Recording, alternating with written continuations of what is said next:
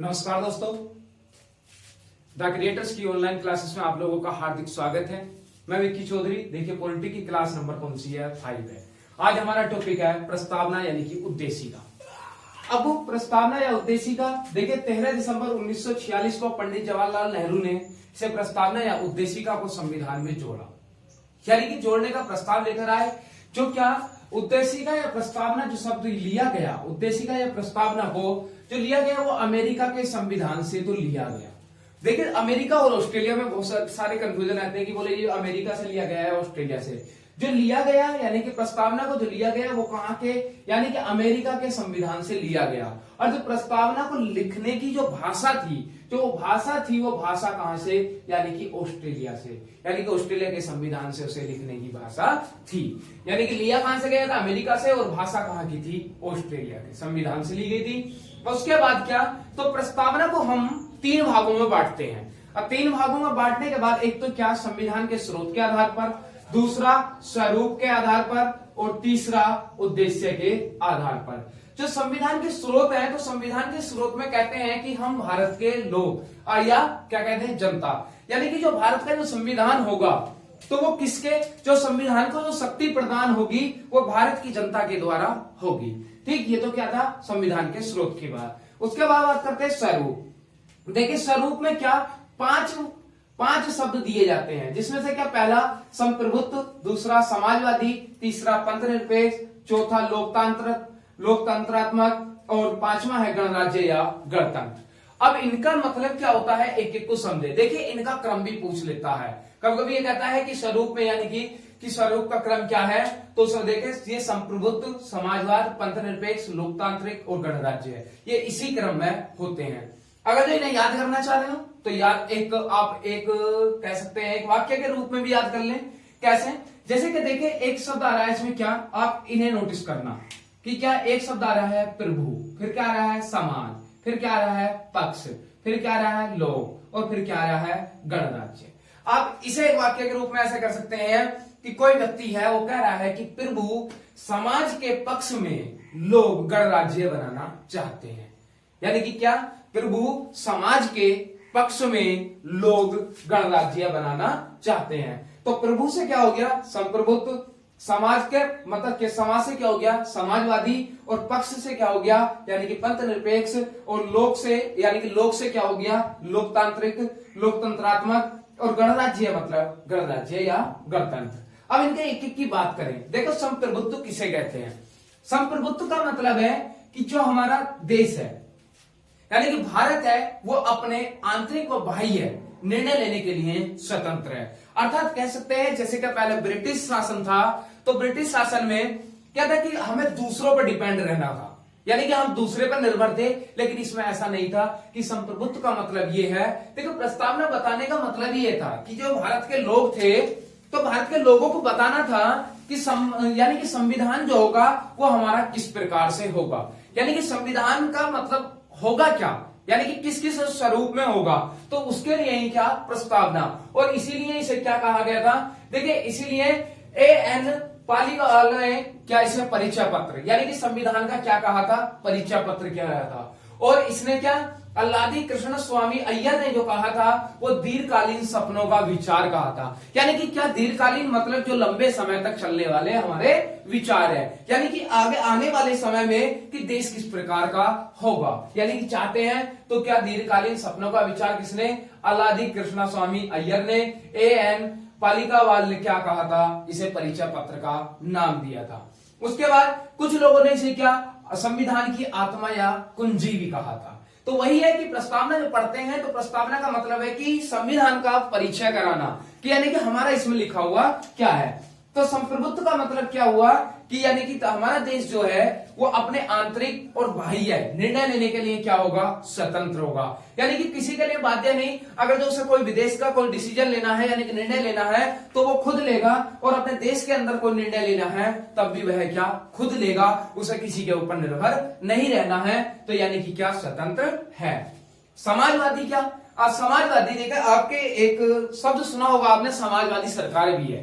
तो समाजवादी का मतलब है, देखो समाजवादी सरकार का जो समाजवादी है, तो इसका मतलब है कि समाज जो है यानी कि समाज को एक समान मानना, कह सकते हैं कि यानी कि उसमें कोई भेदभाव का कोई मतलब न रखना, अर्थात यानी कि सभी को एक समान मानना, यानी कि वो कहलाता है क्या, समाजवादी। उसके बाद आता है पंथ निरपेक्ष। अब पंथ निरपेक्ष क्या है, देखिए एक होता है ये पंथ निरपेक्ष है। पंथ निरपेक्ष का मतलब जैसे क्या मान लो कोई भारत है, तो भारत में यानी कि बहुत सारे धर्मों के लोग हैं, यानी कि कह सकते हैं कि सिख भी हैं, ईसाई भी हैं, और हिंदू भी हैं, और मुस्लिम भी हैं। चार धर्म जो मुख्यतः माने जाते हैं। तो उनमें से कि बोले भाई जो यानी कि संविधान है, तो संविधान का कौन सा धर्म होगा, ऐसे समझ लें। तो बोले भाई हिंदू, बोले नहीं ना हिंदू रहे, बोले मुस्लिम भी नहीं रहे, सिख बोले सिख भी नहीं है, ईसाई मतलब ईसाई भी नहीं है। तो पंथ निरपेक्ष, देखिए एक चीज मैं थोड़ी सी बता देता हूं आपको। देखिए तीन प्रकार के देश हो सकते हैं, तीन प्रकार के देश हो सकते हैं। एक तो क्या, धर्मनिरपेक्ष, यानी कि क्या, कोई किसी धर्म को मानता हो। जैसे कि मान लिया कह सकते हैं जैसे श्रीलंका है, तो श्रीलंका धर्म है, यानी कि वो धर्म के ऊपर चलती है। श्रीलंका की जो सरकार है वो धर्मनिरपेक्ष है। तो यानी कि अब कोई भी देश है, और कोई भी देश का जो प्रशासनिक यानी कि कह सकते हैं जो भी नियम है, वहां के जो भी कानून बने हुए हैं, अगर वो धर्म के अनुसार हैं, तो एक तो वो हो सकता है। एक दूसरा हो सकता है नास्तिक। दूसरा हो सकता है क्या, नास्तिक। नास्तिक मतलब यानी कि किसी भी धर्म को न मानने वाला, अर्थात क्या, यानी कि पूर्णतः यानी कि कोई भी धर्म उसके सामने कोई वैल्यू नहीं रखता। और एक होता है क्या, पंथ निरपेक्ष। पंथ निरपेक्ष मतलब यानी कि जैसे क्या भारत देश है, हालांकि संविधान का कोई धर्म नहीं है, परंतु क्या, वो सभी धर्मों का क्या करता है, सम्मान करता है, और सभी धर्मों को मानता भी है। लेकिन क्या, लेकिन पंथ निरपेक्ष मतलब उसका कोई धर्म नहीं है, यानी कि धर्म कोई नहीं है, परंतु क्या, जो धर्म है उन्हें एक सम्मान देना, वही क्या कहलाता है, पंथ निरपेक्ष। अर्थात हम कह सकते हैं कि संविधान का कोई धर्म नहीं है, यानी कि क्या, वो सभी धर्मों को एक समान मानता है। अगला आता है क्या, लोकतांत्रिक, लोकतंत्रात्मक। देखिए लोकतंत्रात्मक का मतलब क्या होता है, देखो लोक का मतलब होता है यानी कि जनता से। अब जनता, तो भाई लोकतंत्रात्मक क्या होगा कि जनता के द्वारा जनता का शासन, यानी कि कह सकते हैं कि जो भारत की जनता है वही क्या होगी, यानी कि क्या, शासन होगा, यानी कि शासन होगा, और शासन होने के बाद में वो खुद उसका यानी कि उसे चलाएगी।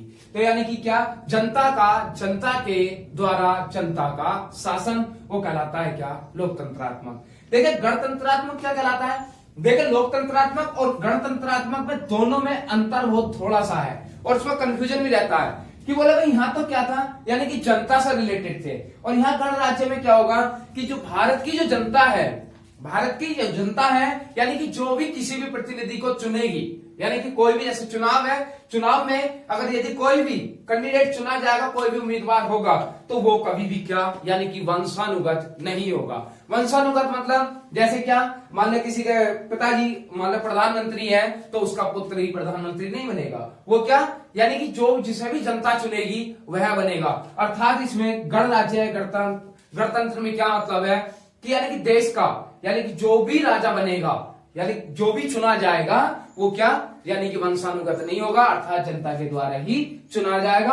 और लोकतंत्रात्मक का क्या था कि जनता के द्वारा जनता का शासन।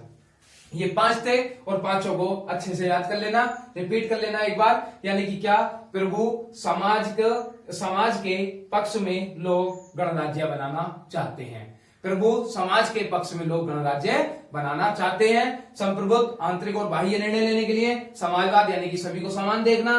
पंथ निरपेक्ष यानी कि कोई धर्म नहीं होगा, यानी कि सभी धर्मों को मानेगा।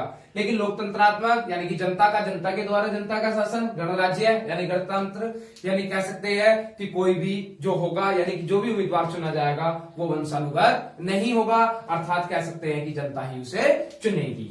अगला उसके बाद आता है, देखो उद्देश्य क्या क्या थे। उद्देश्य में पहला था न्याय। बोले भाई न्याय किस किस प्रकार के मिलेंगे, तो देखो उद्देश्य यानी कि किसी भी चीज का, जैसे कि हमारा उद्देश्य है क्या, नौकरी पाना, तो वैसे ही क्या थे, इसके भी उद्देश्य थे। उद्देश्य में क्या, एक तो था न्याय। न्याय किस प्रकार से होगा, बोले एक तो सामाजिक होगा, एक आर्थिक होगा और एक राजनीतिक। यानी कि अगर जो सामाजिक कोई भी मामला है तो उसमें भी आपको न्याय, यानी कि आर्थिक भी न्याय होगा और राजनीतिक भी न्याय होगा। देखिए आर्थिक यानी कि कोई भी किसी से संबंधित है, यानी कि वित्त से, पैसे से संबंधित है। सामाजिक मतलब कोई भी समाज से रिलेटेड चीजें हैं। राजनीतिक मतलब कोई भी चुनाव से संबंधित है। परंतु क्या, देखिए एक क्वेश्चन आता है इसमें बड़ा अच्छा, वो पूछता है कि निम्न में से, या कह सकते हैं कि उद्देश्य में, यानी कि न्याय किसे, मतलब किस रूप में, यानी कि इनमें से किस में से कोई भी उद्देश्य के न्याय प्रक्रिया में नहीं आता। तो सामाजिक और आर्थिक और राजनीतिक न्याय, ये तीन तो मिलते हैं, परंतु धार्मिक न्याय, जो धार्मिक न्याय है वो नहीं होता। क्योंकि क्या, यहाँ पंथ निरपेक्ष का मतलब था यानी कि किसी भी धर्म को न मानना, तो यानी कि धार्मिक न्याय नहीं है। ठीक, उसके बाद आता है स्वतंत्रता। स्वतंत्रता का मतलब आप भलीभांति समझते ही हैं कि यानी कि क्या, प्रत्येक व्यक्ति अपने आप यानी क्या है, स्वतंत्र है। अगला समता, मतलब सभी को एक समान दर्जे से देखा जाएगा। अगला व्यक्ति की गरिमा। समता का मतलब ऐसे ही कह सकते हैं, समता का यानी कि सभी को एक समान देखना, कोई जाति या कह सकते हैं जन्म स्थान, या कह सकते हैं कि कोई भी कैटेगरी के अनुसार भी उस व्यक्ति में कभी कोई भेदभाव नहीं किया जाएगा, अर्थात क्या की जाएगी, समता।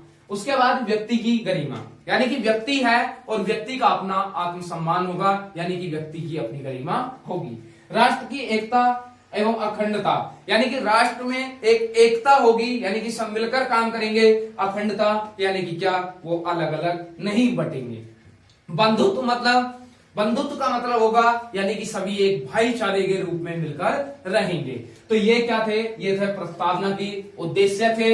और पहले क्या पढ़े, स्वरूप पढ़े, संविधान के स्रोत क्या थे। अब देखिए इसके बाद क्या हुआ, जो प्रस्तावना बन गया, अब प्रस्तावना के बाद में अब इसे क्या कहा गया कि संविधान की आत्मा या कुंजी कहा गया। किसे कहा गया, प्रस्तावना को।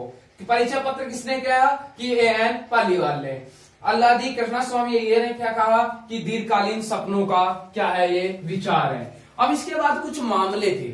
अब मामलों में क्या हुआ, देखिए पहला मामला था बेरूबारी बनाम भारत संघ 1960। अब बेरूबारी बनाम भारत संघ, कुछ ने कहा कि प्रस्तावना संविधान का भाग है और कुछ ने कहा कि संविधान प्रस्तावना का भाग नहीं है। तो क्या था कि सुप्रीम कोर्ट में पहला मामला है बेरूबारी बनाम भारत संघ मामला 1960, जिसमें से क्या, यानी कि कहा गया कि प्रस्तावना संविधान का भाग नहीं है, क्योंकि अगर यदि संविधान में से प्रस्तावना को हटा दिए जाए तो उसकी गरिमा पर यानी कि कोई भी प्रभाव नहीं पड़ता।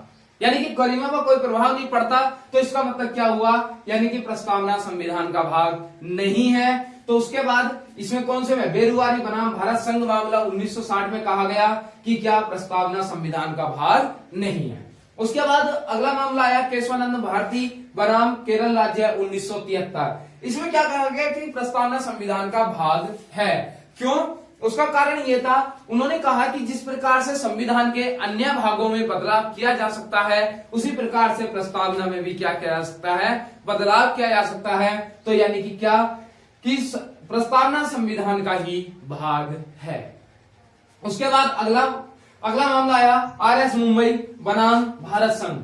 यह मामला आया तो उसमें कहा कि संविधान जो प्रस्तावना है वो संविधान का आधारभूत ढांचा है। आधारभूत ढांचा मतलब अगर यदि प्रस्तावना को संविधान में से हटा दिया जाए तो उसका यानी कि जो ढांचा है, यानी कि जो बनावट है, उसमें परिवर्तन हो जाएंगे। तो इन्होंने क्या कहा कि आधारभूत ढांचा। अगर प्रश्न पूछता है कि आधारभूत ढांचा किस मामले में कहा गया, तो SR मुंबई बनाम भारत संघ मामले में आधारभूत ढांचा बताया। और अगर जो क्वेश्चन बन जाए कि यानी कि संविधान और प्रस्तावना संविधान का भाग है, तो किसमें, बोले केशवानंद भारती बनाम केरल राज्य, जो मामला था किसमें, 1973। इसमें कहा गया कि संविधान यानी प्रस्तावना संविधान का ही भाग है। और यानी कि प्रस्तावना संविधान का भाग नहीं है कि कब कहा गया कि बेरूबारी बनाम भारत संघ मामला 1960 में कहा गया कि प्रस्तावना संविधान का भाग नहीं है, क्योंकि यदि इसे हटा दें तो हटाने के बाद यानी कि संविधान के यानी कि कोई भी प्रभाव नहीं पड़ता, ये कहा गया। तो इस प्रकार से देखिए प्रस्तावना हो गया। कल यानी कि नेक्स्ट क्लास में हम शुरू करेंगे। देखिए मैं एक उससे टॉपिक वाइज शुरू करने की सोच रहा हूं। मैं सोच रहा हूं जैसे कि हमारे मौलिक अधिकार हो गए, तो मौलिक अधिकार का एक टॉपिक लें, पहले मौलिक अधिकार कंप्लीट कर लें, क्योंकि अगर जो एक से लेकर और सारे पढ़ेंगे क्रम से, तो यानी कि दिक्कत होती है पढ़ने में भी दिक्कत कैसे, यानी कि कह सकते हैं कि सारे एक साथ याद नहीं हो पाते। तो यानी कि एक एक टॉपिक पकड़े, जैसे कि मौलिक अधिकार कहां से कहां तक बोले 12 से 35, तो 12 से लेकर 35 तक जितने आर्टिकल है वो उसमें समाप्त हो जाएंगे। ठीक, उसी प्रकार से एक एक पार्ट में बांट के पढ़ेंगे। ठीक है, और उसके बाद में आज अगर तो इसमें से कोई भी क्वेश्चन में कहीं भी कोई दिक्कत आती है तो आप कमेंट बॉक्स में लिख सकते हैं। ठीक है, और यानी कि चैनल को सब्सक्राइब करते रहें और चैनल को अधिक से अधिक शेयर करते रहें। मिलते हैं, ठीक है, धन्यवाद।